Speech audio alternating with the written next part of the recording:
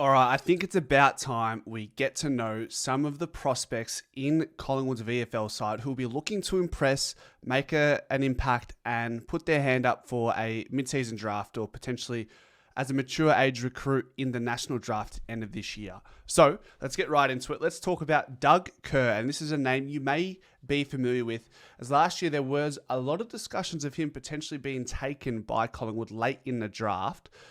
He is an NGA product for Collingwood. And for those who don't know what an NGA player is, it's just a player with multicultural Indigenous backgrounds, and clubs in Victoria have designated zones for these players. So Collingwood would have the northern suburbs, and I think Ballarat and the western regions. Don't quote me, but it's around about that sort of explanation, right?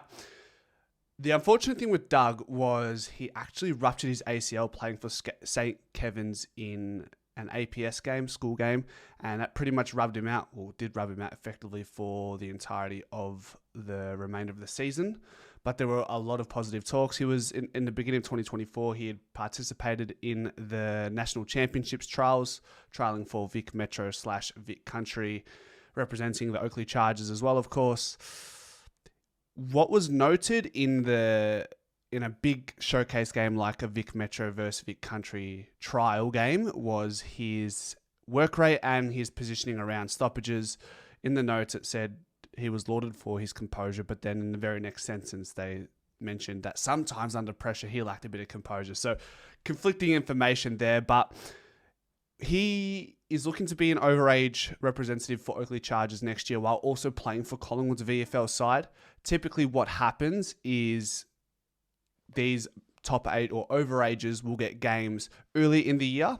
And then once you hit the mid-season period, that's when clubs in the Coates Talent League will start to play their top age talent, as those players are probably more likely to make the AFL in the following year, going in that draft that year. So that's Doug Kerr. We'll see him represent Oakley Chargers at times and also Collingwood VFL. Where his career lays ahead of him is up to him now, and how quickly he recovers from this ACL and whether he can stay on the field. So wishing him all the best and can't wait to see him represent the black and white.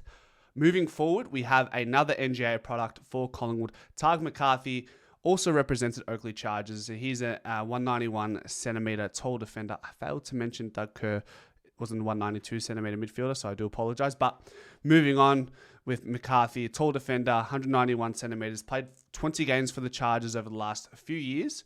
He is 18, going 19 in March. And also, interestingly, he represented Vic Metro in under 16s, and then also the under 16s, like all Australian squad. And he was a part of an illustrious group. Like, they had names in there like Josh Smiley, Ashcroft, Lombard, Lindsay, Finn O'Sullivan, Sam Lawler. So he's been a prospect at times. His name wasn't thrown around a whole lot last year, so maybe not his best draft year, but he was in the team of the week for the Coates Talent League in round 14. So it could be just one of those things. These players who don't make it to the draft in their draft year, maybe they just need a couple more years of growth at VFL level, and what better club to do it at Collingwood. So he would be familiar with what sort of how things operate at Collingwood, being an NGA product. So keen to see him in the VFL. Like, it's the first time in a long time for myself personally, with the new draftees coming into the squad as well, with Westy, Cochrane and Hayes, along with these players that I'm mentioning. It's going to be exciting to watch them in the VFL. So I'm doing my best to learn as much as possible about them for you guys and for myself, of course. Jen, always a great help. Bless her soul. She's amazing. I asked for some information around these players and she gave me that and more. So once again, if you want to follow her footage, she does a lot of training footage content on Instagram for both the AFL and VFL sides. So go check that out. The link will be in the description. Moving on, Isaiah Markovski, another Oakley Chargers representative, 179 centimetres, small forward. He's 19, going 20 at the end of this year. So he was an overager last year, albeit not turning 19 last year until December. He averaged 17.5 touches, for the Chargers, which is a great return. Was also a Team of the Week player in round 15 against the Geelong Falcons. He had 22 touches, 7 marks, and a goal. Noted for his ability to find the short targets, and said there was room for improvement in his longer kicks going inside 50. He actually played a VFL game for Collingwood last year against the Brisbane Lions and collected 4 touches, but did kick 2 goals. And kicked a nice goal from the boundary as well, from memory. And Collingwood ended up beating Brisbane that game, who Brisbane, I think they finished 3rd on the VFL ladder, and we won by 7 points. So a massive win there. So it wasn't just a nothing game, even though Collingwood weren't playing for much at that time. It was still an important game for Brisbane. Now it gets interesting. So we got Ryan Ayre. So, brother of Joshua Ayre, yes, the one who just got delisted from Collingwood's AFL list. Ryan Ayre is a 191 centimetre running defender. He played for the Calder Cannons and was trusted very much so with the ball to distribute the ball going out from their D50, and they put a lot of trust into him. He averaged 21 touches and 5 marks a game and was in a Team of the Week side 6 times in 2 seasons from 19 games in the Coates Talent League. So he can catch the eye of the people watching the game. I don't know what the recruiters were seeing. He played 2 games for Essendon's VFL side. Sorry, there's a very loud airplane out there. Very loud airplane. Anyways, yeah, he played 2 games for the Essendon VFL side last year. So, yeah, who knows? Could we have another Ayre brother on the list? AFL list by the end of this year or next year. Just bear in mind, we are at capacity at the moment with our AFL list. We don't have any space unless an injury occurs, and knock on wood, that doesn't happen. We don't want to see that, but who knows? One of these players could also be a mature age recruit in the national draft. Moving on to our final few, we've got Harry Mahoney, who played for Collingwood's VFL side last year. And he kind of reminds me of the Joe Richards story. He comes from Mansfield in the Goulburn Valley League, currently 21 years old. So very similar story if he does find his way onto the AFL list. He came halfway through the season when Hutchinson got drafted to West Coast, was it? So Collingwood VFL had a spot available, and therefore Mahoney was elevated there.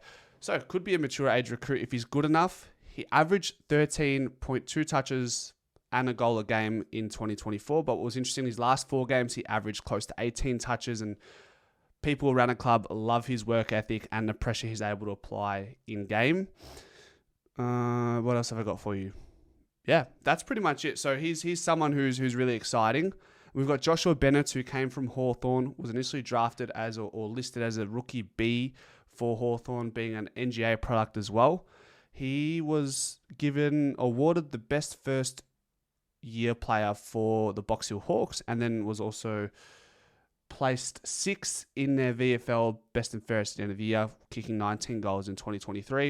In 2024, he found a way to actually accumulate the ball even more than he did in 2023, averaging 18 touches last year, kicking 10 goals in 12 games. So he's someone with, I guess, enough ability to be put on an AFL list, albeit as a rookie B. He's still got some talent and he's still young. So I'd be interested to see how he goes for Collingwood, being I think he's a smaller sized player as well. So you can never have too many of them. The other 2 I've got noted is Luke Quaynor. He's someone looking to play as an overager for the Chargers as well. Played some games for Collingwood in the VFL side last year. Didn't overly impress. So maybe just needs a couple more years under his belt to get that maturity and build a body like his older brother. And then Curtis Taylor is one we've spoken about quite a bit, so I sort of just kept him as a little a dessert in this video because we've talked about him so much, but he's looking really good at training. Previous AFL experience at North Melbourne. He's put on some size, and it will add to our medium-sized forward department. So that's where we're at the moment with the VFL side. Have I missed anyone that I should be mentioning? I feel like we've covered some good young players who do have desire to play at AFL level. So let me know in the comment section and we'll go from there. Go Pies.